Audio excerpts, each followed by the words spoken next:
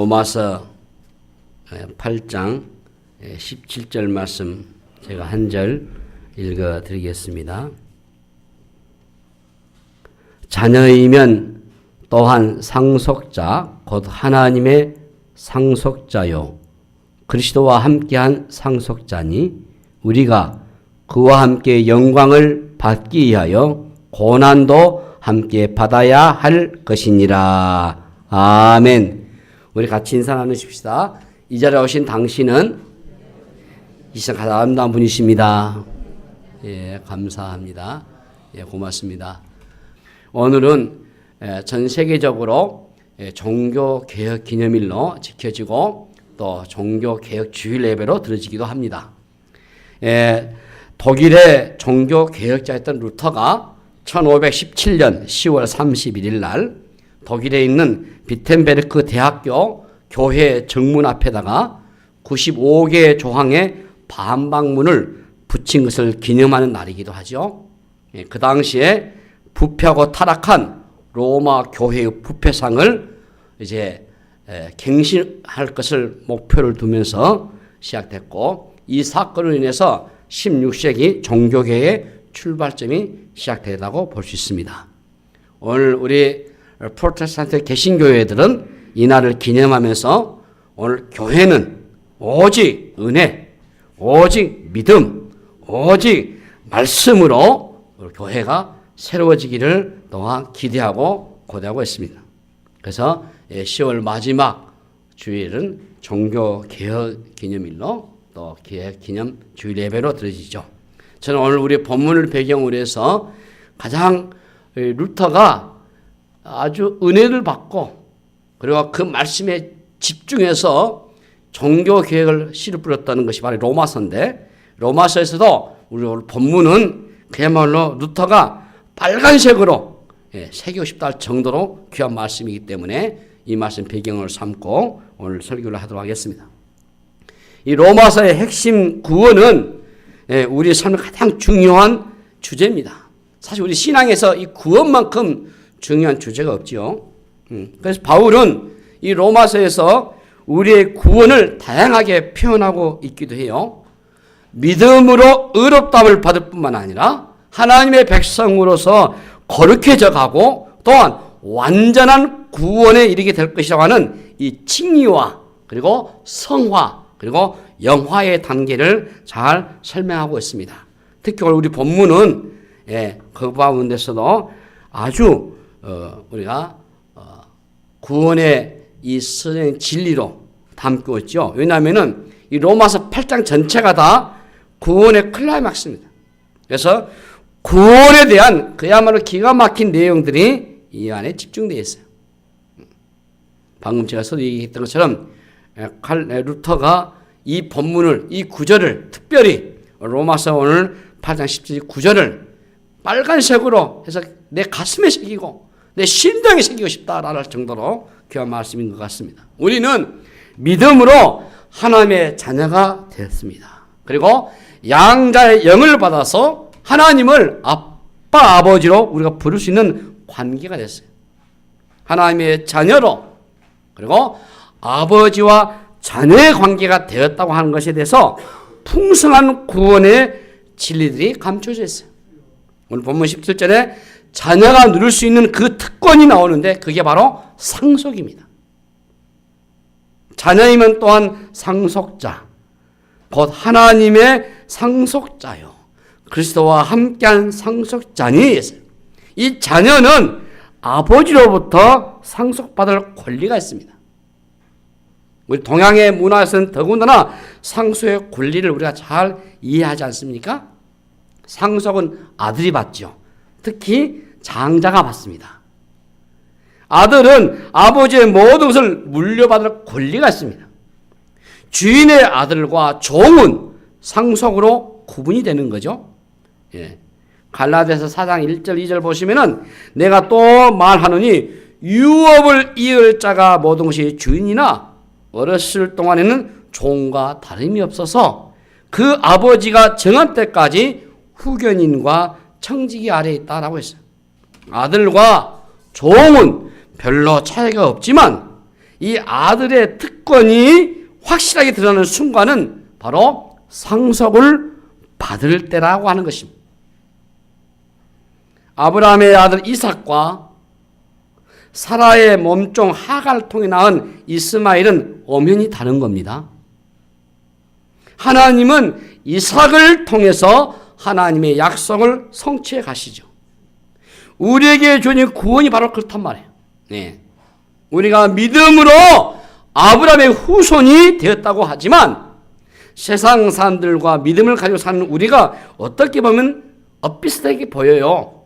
어떤 때는 예수를 안 믿는 사람들이 훨씬 더 잘 사는 것 같기도 하고요. 또 예수 믿는 사람들이 더 어려워 보일 때도 많습니다. 큰 기업을 경영하는 회장의 아들이 처음에는 말단 사원으로 들어가가지고 밑바닥부터 경험을 쌓을 때는 똑같은 대우를 받을 수 있어요. 그리고 아버지가 아들에게 경영 수업을 혹독하게 시킬 때는 다른 사람들부터 훨씬 빨리 출근도 해야 되고 더 혹독하게 일도 해야 되고 더 늦게 퇴근하기도 하고 심지어는 월급도 못 받기도 해요. 그러나 나중에는 전혀 다른 결말이 오죠. 이 상속으로 모든 것이 판가름되는 겁니다.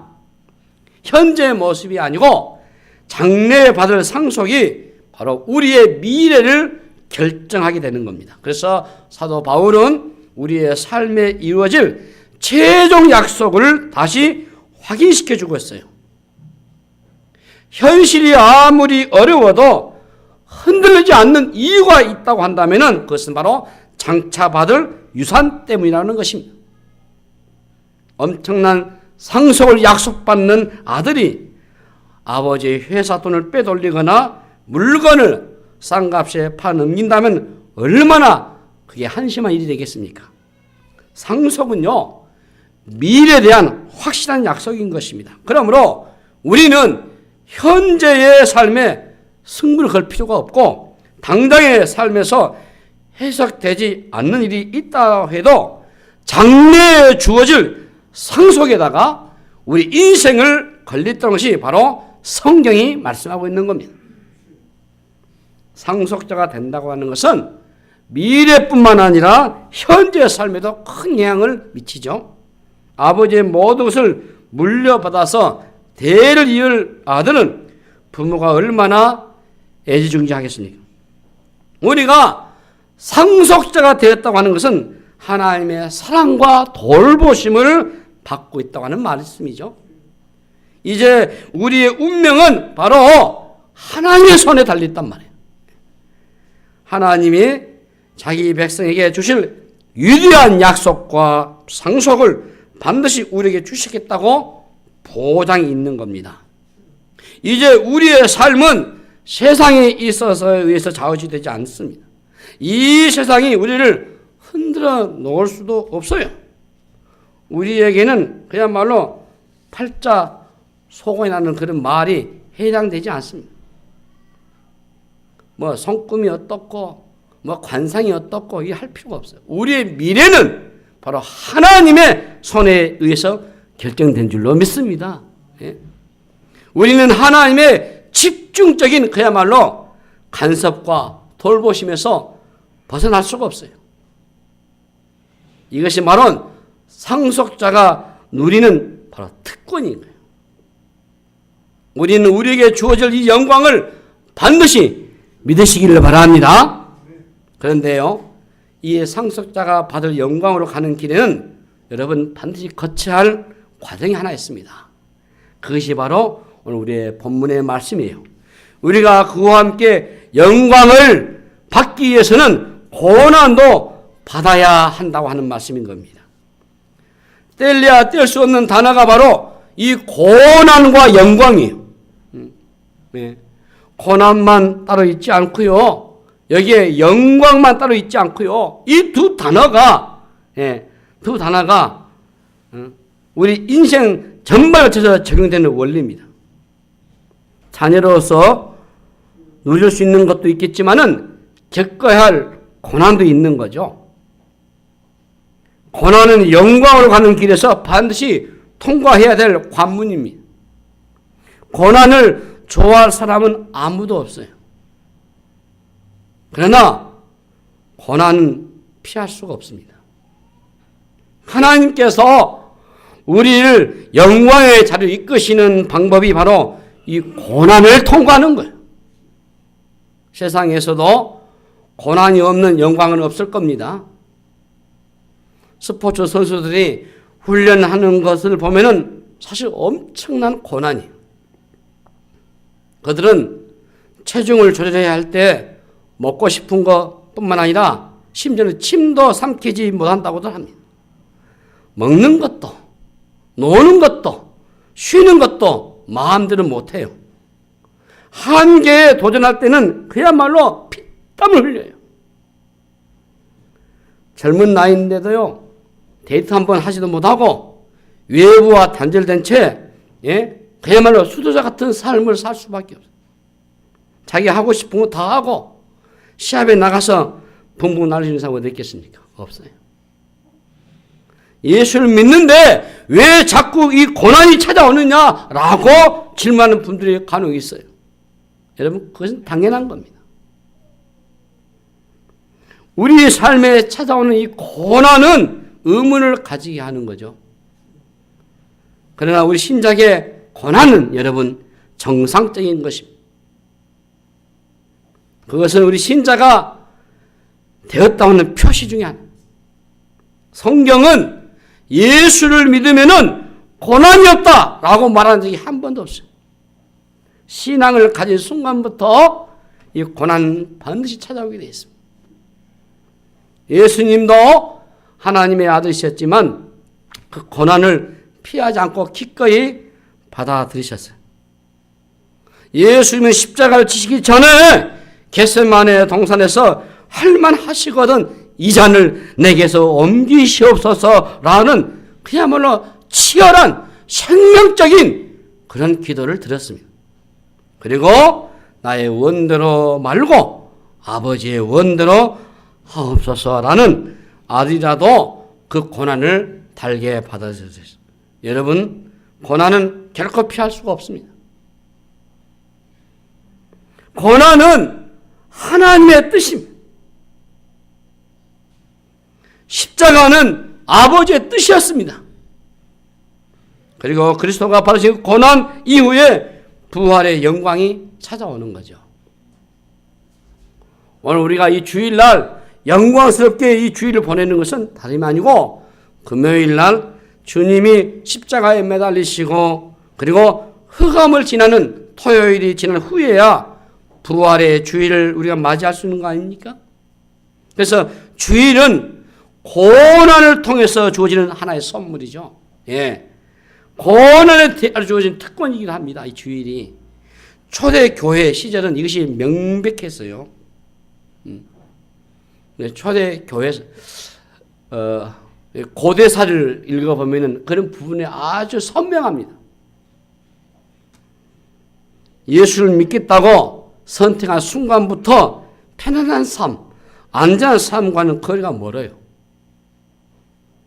미움을 받는 것은 물론이거니와 감옥에 들락거는 것이 예사였어요. 심한 경우는 죽임을 당해야 됐어요.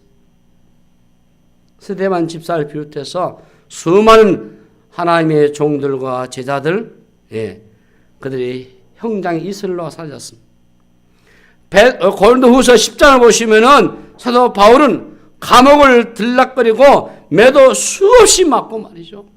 여러 번 죽을 뻔했고 굶주리고 유대인들에게 40에 하나, 그러니까 39대를 매를 5번이나 맞았어요. 수많은 위험들을 겪었다고 했습니다. 초대교회에 예수를 믿는데 왜 그 고난을 당하느냐 질문드리는 사람 하나도 없어요.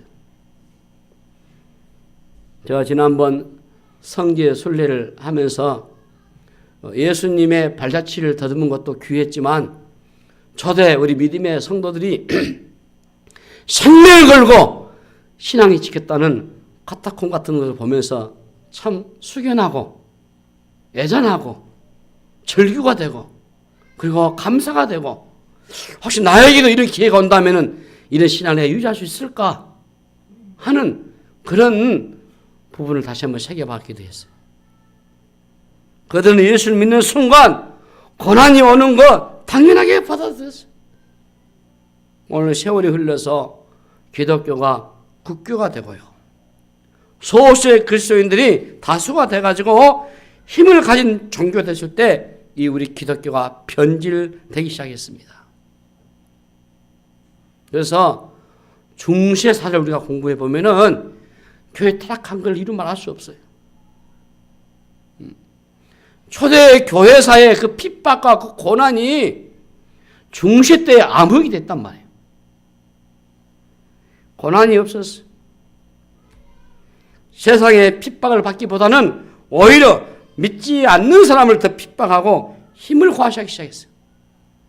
세상이 핍박하면 핍박하는 모습이 아닌 이기는 자의 모습일 때 우리의 기독교가 변질되기 시작했습니다.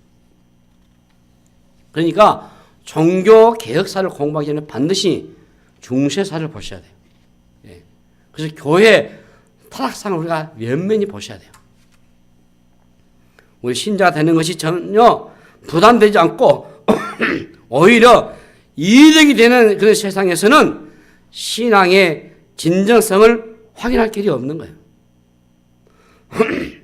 고난을 당해 보셔야 내가 예수를 진짜 믿는지 아닌지를 확인해 볼 수 있습니다. 내가 그리스도를 위해서 받는 고난이 무엇인지 여러분 한번 잠시 생각해 보셔야 돼요. 예. 내가 지금까지 살아오면서 예수님 때문에, 주님 때문에, 이 신앙 때문에 믿음을 지키기 위해서 내가 당했던 고난이 여러분들에게 있습니까? 여러분들이 주님 때문에, 신앙 때문에 미움을 당한 적이 있습니까? 여러분 주의를 지키면서 이것 때문에 여러분 손해를 보았습니까? 비리에 참여하지 않아서 상사로부터 위협을 혹시 받아본 분이 계십니까? 지금도 여러분들이 예수 믿는 것 때문에 시련을 당하는 사람들이 많습니다. 이때 우리의 신자됨을 우리가 확인하는 겁니다. 세상에서 신자가 미움받고 시련을 받는 건 너무나 자연스러운 일이에요. 그러므로 고난을 피하게 하소서라는 기도는 보다도 이것은 우리 신자들 기도가 아닌 것 같습니다. 우리 신자가 드릴, 우리 성도가 저 여러분들이 드릴 기도는요, 마땅히 당할 고난이라면은 피하지 않게 해달라고 우리 하셔야 되지 않겠습니까?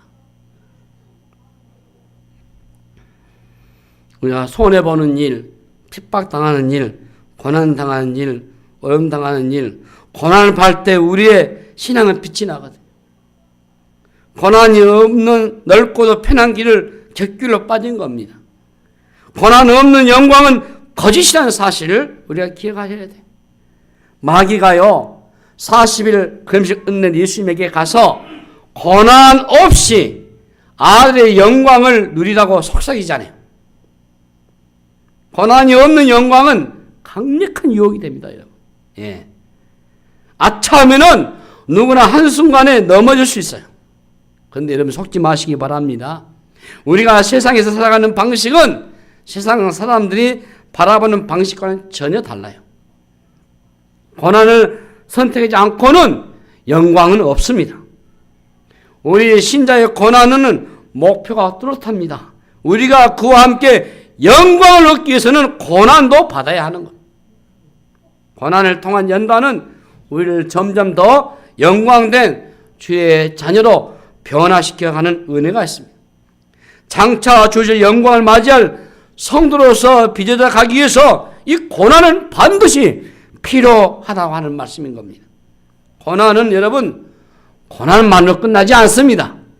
고난이 깊어져 갈수록 그 영광도 선명해 가는 겁니다. 우리가 스포츠에서 뭐 올림픽이랄지 뭐 월드컵에 이런 경기를 보면서 금메달은 그 감동한 것을 이런 보았잖아요. 그 순간 아직 그들이 어떤 고통이 얼마나 크겠습니까? 그 숱한 세월 동안 눈물과 땀의 결정이 마지막 판정으로 드러나는 순간 아니겠어요? 여러분, 우리 성도의, 우리 신자들의 삶도 마찬가지입니다. 우리 성도의 삶은 그래서 종말론적이죠. 최종의 순간이 우리에게 다가오고 있습니다.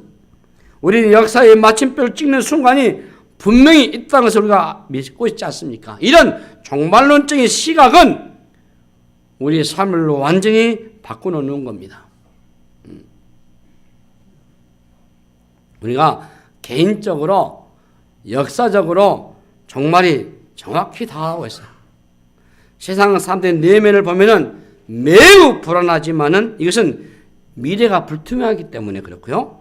미래에 소망하는 게 없기 때문에 미래를 위해서 준비할 것도 없는 것이고, 그러나 우리 성도들은, 우리 신자는 다르잖아요. 우리 신자들은 종말을 간절히 사모하고 기다리지 않습니까? 우리에게 종말이 없다면은 우리의 삶은 한마디로 비극이죠.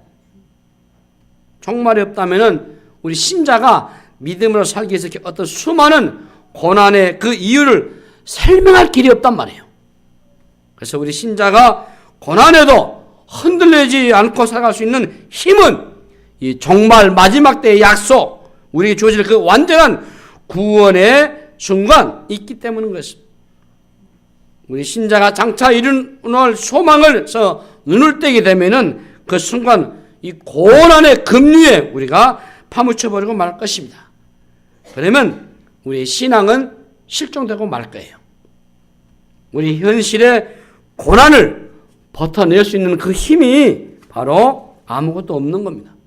우리 신자는 당장 설명하기 어려운 일이 많고 또 힘들고 어려울 때가 있겠지만은 그때도 우리가 실망하지 않고 다시 일어서게 만드는 것은 우리에게 다가오는 그런 영광스러운 미래가 있기 때문인 줄로 믿습니다.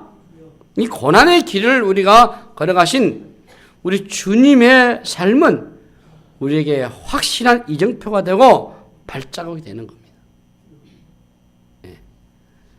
제가 그저께 저녁 때 TV에서 배너 영화를 다시 한번 제가 시청하게 됐습니다.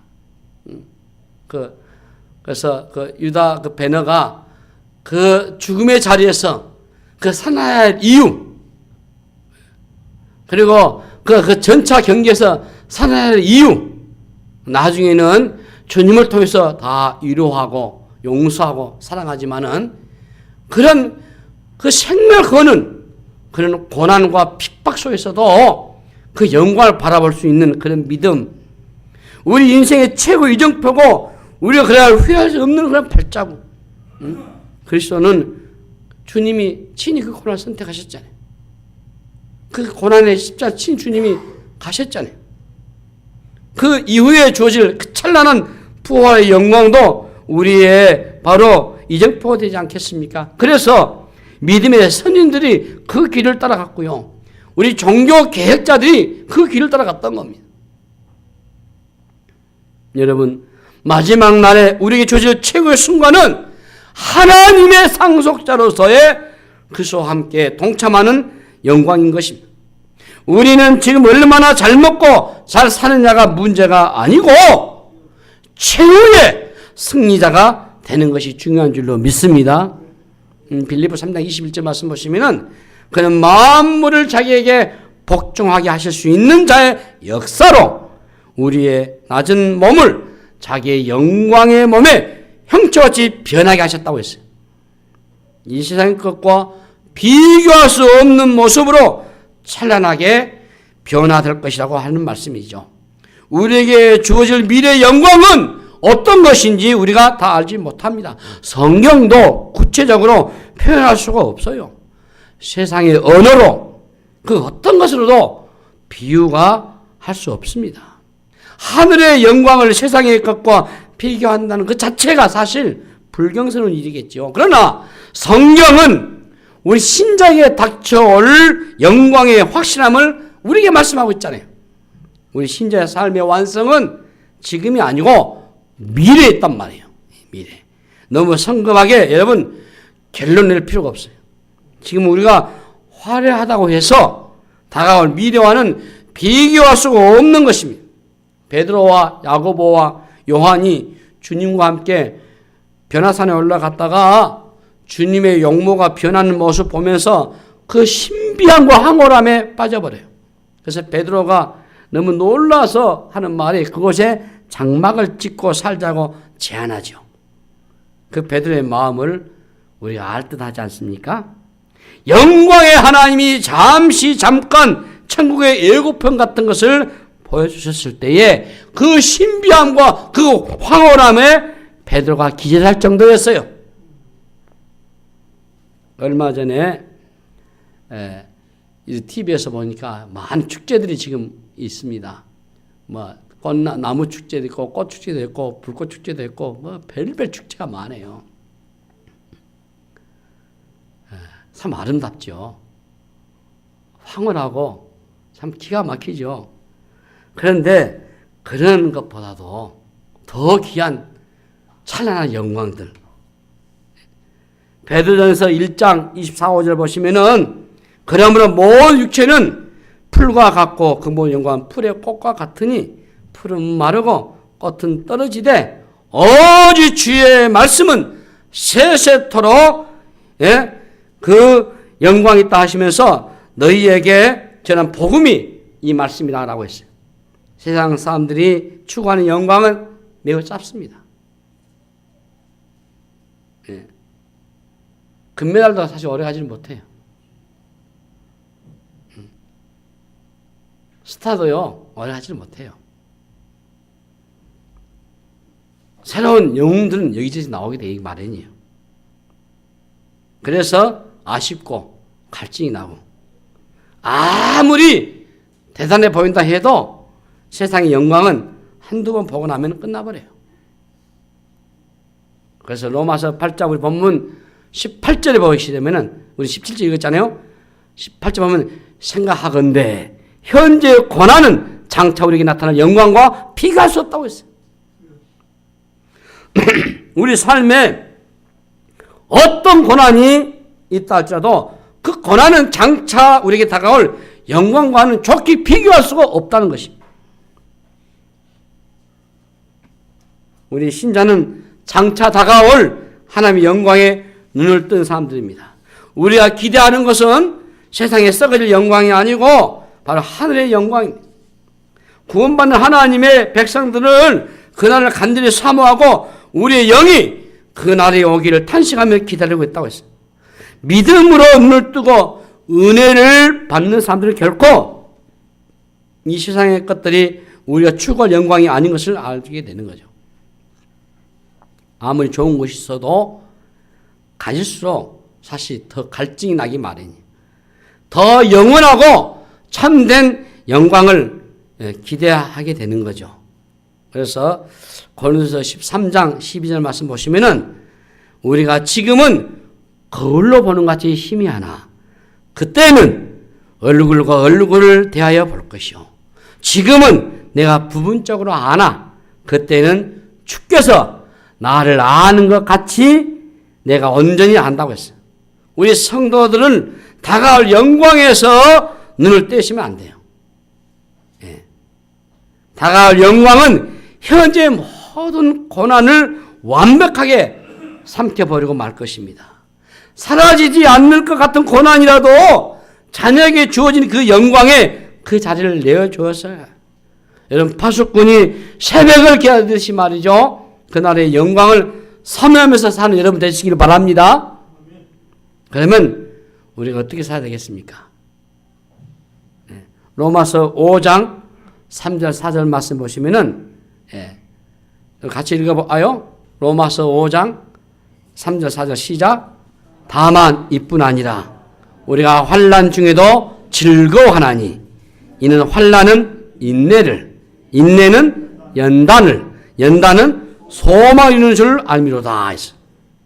우리가 환난 중에도 즐거워하는 것은 연단을 받고 인내하는 것을 통해서 소망은 이루어지고 마침내 승리할 그날이 완성될 것이기 때문인 것입니다.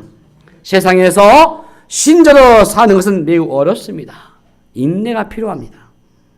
여러분 오늘 우리가 이 종교 개혁주의를 맞이해서 다시 한번 생각해 볼 수 있는 것은 우리 그리스도인들의 삶의 가장 중요한 것을 찾아오는 수많은 이 고난을 우리가 인내하면서 마지막 날을 우리가 기대하는 겁니다. 이게 바로 우리 신앙의 여정이에요.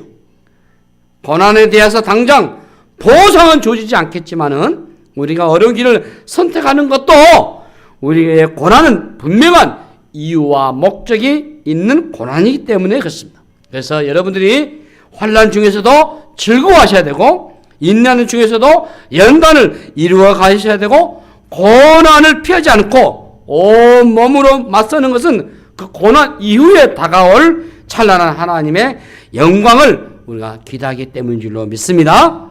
여러분, 세상에 소망을 두지 마시고 세상이 우리에게 줄 수 있는 것은 사실 아무것도 없어요. 우리가 받을 소망은 하나님 아버지로부터 주어지는 것이고 세상에서 얻을 것을 기대하지 마시고 혹시 여러분들이 상속 받을 것이 많아가지고 기대하고 있는 혹시 분들이 계신다면은 받더라도 너무 기대하지 말고 세상의 것들은 기대하는 것은 우리의 신앙에 결코 도움이 되지 않고요. 우리는 오로지 하늘 아버지의 상속권자로서 살아가도록 이끌어주는 것보다 더 나은 상속이 없는 것을 믿고 세상에서 눈을 보이는 모든 것은 다 사라지기 때문에 세상에 대한 기대는 반드시 무너지기 때문에 세상에서 여러분 승부를 내려고 하지 마시고 세상에서 신자 사는 것은 때로는 사실 우리가 지루하고 답답해 보고 세상 사람들이 보기에는 멍청해 볼 수도 있습니다만은 우리가 세상보다 조금 모자란 것이 없지만은 세상적인 힘 자랑하지 말고 참아내는 인내하는 그런 훈련을 잘 받는 이유가 뭐겠어요? 하늘로부터 오는 하나님의 그 상속이 우리에게 있기 때문에 영광의 그날이 우리 주어지기 때문에 우리가 받아야 할 그 고난을 거부하지 않기를 바랍니다. 그리스도 때문에 받은 것을 여러분 이상하지 않기를 바랍니다. 무릇 경건하게 살고자 하는 자는 핍박을 받는다고 성경 말씀이에요. 여러분이 믿음 생활을 더 잘할수록 시련과 고통과 어려움이 찾아올 것입니다. 그러나 그것을 인해서 여러분 낙심하지 말고 믿음으로 인내하시면서 환난 중에서도 즐거워할 때 하늘의 영광, 영원한 구원이 우리에게 주어질 줄로 믿습니다. 우리가 받을 상속은 그래서 영원하고 변함이 없어요. 누구도 빼앗아갈 수가 없어요. 그러므로 우리에게 주어진 최종의 영광을 우리가 기대하면서 그 날을 준비하는 자로 살아가는 여러분 다 되시기를 주님의 이름으로 축복합니다. 기도하겠습니다. 하나님 은혜를 감사합니다. 오늘도 주의 말씀 깊이 새길 뿐만 아니라 성도의 고난과 특권을 우리가 다시 한번 새기면서 인내하고 경건하며 참으며 주의 나라 사모하는 자들 되게 하여 주시옵소서. 감사하고 우리 구주 예수 이름으로 간절히 기도하옵나이다. 아멘.